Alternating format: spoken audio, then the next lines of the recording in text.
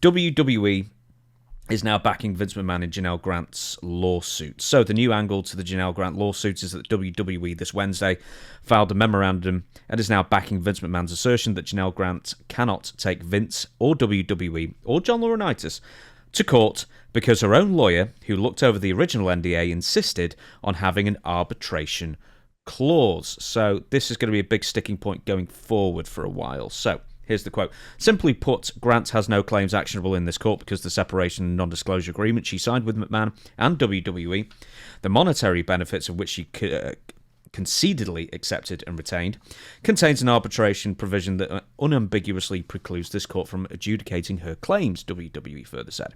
Now, everything hinges on whether the NDA is enforceable in the first place, but that's not all. Vince McMahon filed a memorandum alleging that Janel Grant's response to published messages from Vince would paint the exchanges in a different light. So you remember these text messages, of course, that were published.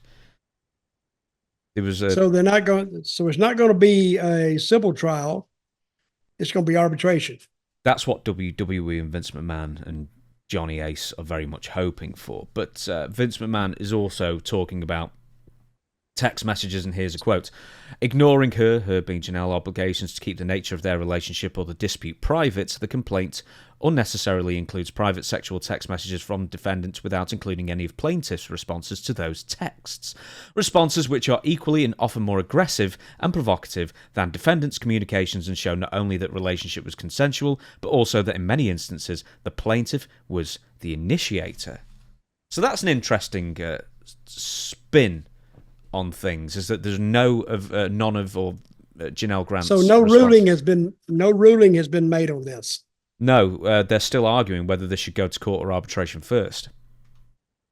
What do you want them to do? I want them to fight it out in a ring in hopefully Saudi Arabia. That would be good. That'd be a good drawing point. So I don't know how it's going to end up, but I still think Vince is guilty as hell. Oh, God. I really do. Well, that's a good question, actually. If it does go to a civil trial and let's say there is a jury there, these text messages that have been copied and pasted in the Janel Grant lawsuit, only Vince McMahon's things he's saying, whether Janelle wanted to or not, I can imagine there being back and forth. And something that Janelle has texted Vince, I can see not looking good for Janelle. You know, regardless of anything else that has been if alleged. it goes to a jury trial, which is that's a criminal court, right? Yeah, criminal, but it can also be civil. But I think if it even goes to civil, you got to have at least 5. Yeah, I think for them to rule. They may get by with one dissenter, but I don't think she'll win it now. Now that this new clause or this new facet has been added to it, I'm not a legal mind, but yeah. I think Vince. Look, it's not like Vince don't have the money. Give her the money and get out of the way. And I don't know how many more cases that have. None, I guess, that have been opened up against Vince. Oh, quite a few. Oh, well, you know, never... More? Well, there was the one in the suntan place that ended up being settled. There's quite a few that have gone... we don't know how far legally they went, but there's been a lot of NDAs that Vince has signed and then made the company pay for. Well, the only thing I got to say is, Vince, I need you to do something, because that's when we had our best weeks, right, James? Mm-hmm. When we had that Vince to talk about. So, Vince, you need to do something or we're not going to like you anymore. So, obviously, you know, if it does go to civil court, which I doubt it will, it'll probably be settled. But Vince says that, one, he doesn't have the text messages anymore because he deleted them. But if it does go to a civil trial, then the jury or the judges or whoever decides this will find the following: that Janel was in love with Vince and he was the love of her life, that he was her best friend, that she wanted to have sex with him and providing graphic detail, that she fantasized about being held down, enjoyed being in pain, and wanted rough sex, that she wanted defendant to watch her have sex with other people and know about her sex with others, that she wanted defendant to give her thousands of dollars for clothes, plastic surgery, and other gifts, that she wanted to have a future with defendant even after signing the agreement, and that she wanted defendant to keep living in the same building so she can continue to see him even after signing the agreement. So all this kind of stuff could really muddy some waters if indeed there are text messages that substantiate these claims. How old is Vince? How old is Vince? 78 now, I think. Okay, the question remains is, can he even still be sexually active? Hugh Hefner was into his 90s with, the help of certain drugs. Mick Jagger's still pumping out kids. They say. Do you think it was Eric Clapton's? Well, who knows what kind of help they may have had there. Mm. Who knows? So, but anyway, a lot of things that Vince may want people to marvel at his virility, that he can still go at it. He's got to be roided up like anything. I mean, that's got to create some sort of that hurts you surge. Too. Yeah, that actually hurts you, I think. Oh, maybe he's on the TRT. Because I've heard guys that said that that they were on the juice, they were on the whatever they called it, and it affected their prowess. You like that word? Mm. That meant that their erection didn't come up like it used to. Mm. Wait a minute, this is a wrestling podcast, not damn rated R porn. Yeah, the Boner Hour with Dutch Mantell. Yeah, boner stories, but I'm going to add one more thing, and then I'm going to shut down this podcast. Vince McMahon also alleges that he stopped the relationship with Janel Grant because Linda McMahon found out and she threatened to divorce him. Now, keep in mind, this is 2022. And this surely could not have been the first dalliance, which I know you like that word. I do like that word. Beyond. So do you buy that Vince McMahon actually ended this relationship because Linda threatened a divorce? Shit, no. You don't give a damn what Linda says. But she would have one hell of a payday. She'd have what's he worth? $3 billion, $4 billion? Yeah, $3 billion plus. So she gets all of a sudden, we talked about earlier, some $300 million dropping in his lap, but she'd get more than that.